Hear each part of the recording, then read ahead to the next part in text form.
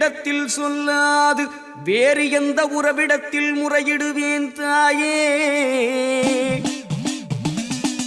எந்தன் அன்னை அவள் நீ இருக்க உலகில் மற்ற அந்நியரை கெஞ்சிடுதல் முறையோ? கண்ணீரை துடைத்துவிட ஓடிவாம்மா, காத்திருக்க வைத்திடுதல் சரியோ அம்மா? சின்னவனின் குரல் கேட்டு உன்முகம் திருப்பு, சிரித்தபடி என்னை தினம் வழி அனுப்பு அம்மா.